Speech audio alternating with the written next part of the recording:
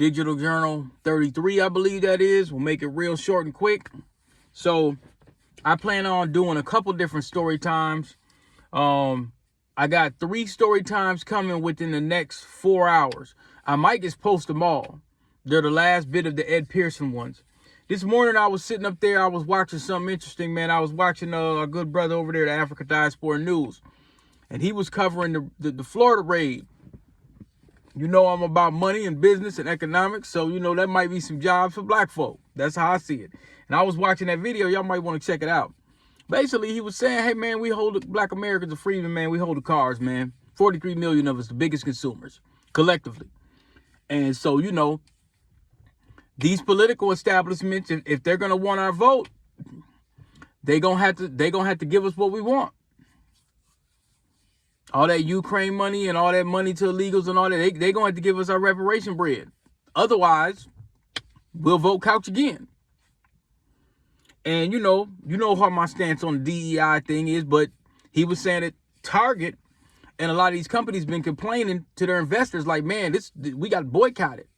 So you had some black folks that was, you know, that rolled the DEI thing and said, hey, look, we ain't going to support Target or whatever the case may be. I ain't going to stop shopping there. There's absolutely no point. You know, even before that, they really didn't hire a lot of black people in IT. I know. The Target headquarters is in downtown Minneapolis and Brooklyn Park. I know people that work there. So there wasn't this big giant thing, a whole bunch of black folks that was really working there. And to be honest, Target is not a very good place for black people to work. And these mosquitoes is ferocious. They really trying to get in my car. I found that centipede the other night too, y'all. I was spraying some bleach, you know, to kind of in the basement, and he ran out. So I was wondering, I ain't seen him in a couple days since last week. So but yeah, man, you know, Target, when they say DEI and stuff like that, you're not fighting that boycott, really. They said hurt them. You're not fighting for people to look like us in there. It's not a good environment. It's really, truly a horrible environment for black folks to work there. So, you know, it's just not, man. You know, a lot of these environments ain't. So it's not a lot to fight for. But, however, money talks. And if they said they're experiencing a boycott, you know, anytime we lead anything, any kind of a boycott in America or whatever like that, people gonna hit it. They're gonna get hit the worst from us. If we come together and start doing stuff like that, like, okay, we just ain't gonna support this or that or whatever. Now, I only support something like that if you redirect that same damn money towards black-owned businesses or businesses that respect black folks, that have proven history of respecting us, which I don't know how many there is, you know. But if you're going to take the money out of one person's, you're saying, well, I'm going to take the money because I don't want you to have it because of DEI. There's still black-owned businesses like Play Pits that are in Target. So if you're not taking that money and going directly to Play Pits, it's a waste of time. It's almost like this thing where, you know, that dumb little feminist movement that it only lasted a quarter of a second, where they said, well, we'll just withhold sex from men. How'd that work out? Literally, we'll withhold sex from men because we want the ability to unalive our children. We just want to be able to unalive our children, so we'll withhold sex from men. That's not going to work out. They just had an article not too long ago where they were saying that, oh, look at that little rabbit. What's up, dude? Reparations for the freedmen, right? He like, nigga, please, I'm eating this grass. I don't want to hear about your reparations. What up? He can hear me too. He can hear me. That's the same rabbit from yesterday. Man, I don't want to hear about your reparations, nigga. grass. Don't nobody give a damn about your reparations and your technology and your tech channel. And he ran across, he like, I don't want to hear about none of that. What's up with this grass? Reparate that grass. So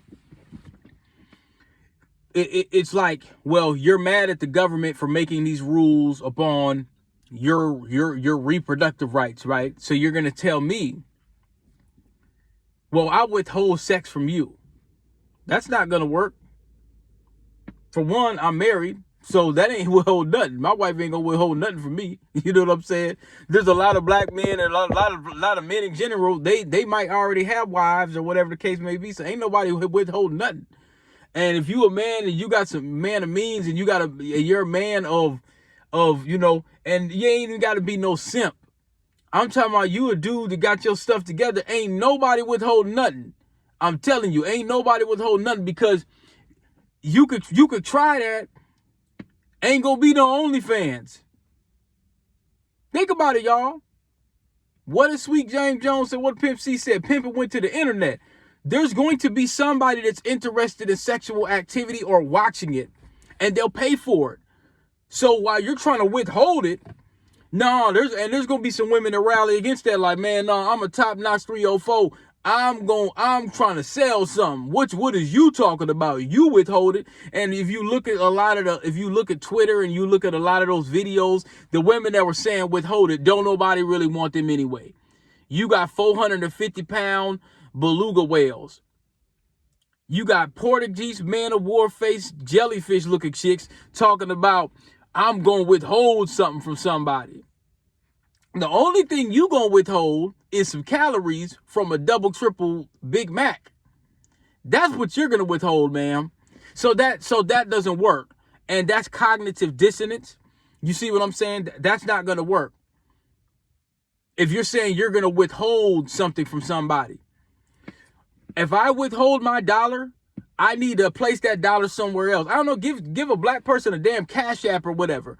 It doesn't have to be through this system that we think that, you know, well, I have to go down to a black-owned business, a brick and mortar. It ain't got to be that. Find you a dude that's selling flowers on the street and hand that brother $20 for all his flowers. That's what you see what I'm saying? That's going directly into a black hand. That's why the case for this digital stuff, they want everything so damn digital to where they got to see everything that a person does digitally.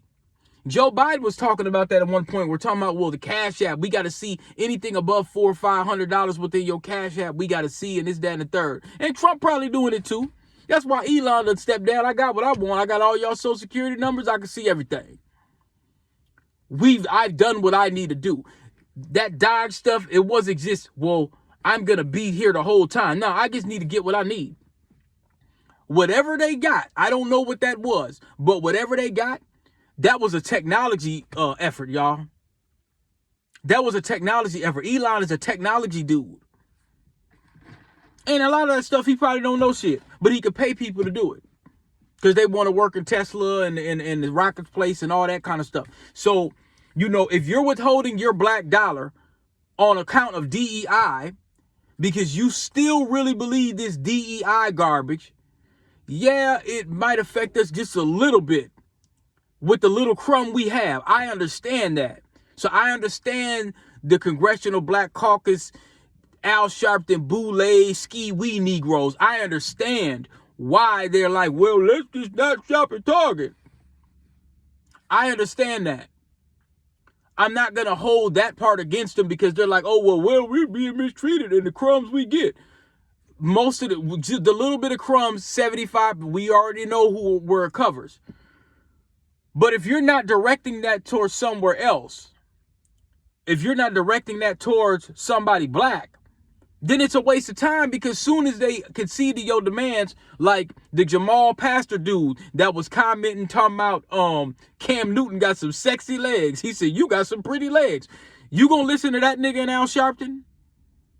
That's who you're gonna listen to? A pastor talking about a dude got some pretty legs? That's who was pushing that DEI thing, Negroes like that. And once they get their pockets lined and get their private jet and get their side hoes, yeah, I said it. They get their little side hoes and they and get the and they get to participate in their little mini ditty parties. Then you don't hear anything from them no more. They got what they wanted. They have their money. They have their DEI funds because they did back alley deals with Target and Walmart and all these other little places or whatever the places with the issues. They did all their little back alley deals. Once they get what they want, it's just like 38th in Chicago right now. Folks come into the city, get their bag, the nonprofits get their bag, everybody, and guess who gets to hold the bag at the end of the day? Guess who gets to hold the pain? Black folk get to hold the pain at the end of the day. The black folks you see that you pass by. Man, we ain't getting no business on 38th in Chicago. We're not getting no business.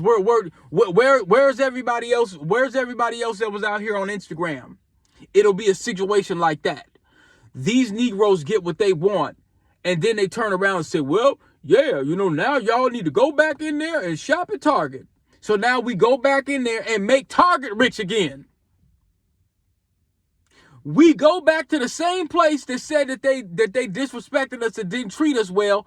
They open up, they get some token Negroes, usually some buck-broken Negroes that's running around in that corporate environment wearing dresses. Or they hire some immigrant coons. Yes, that's what they'll do. And then it's back to normal. It's back to normal.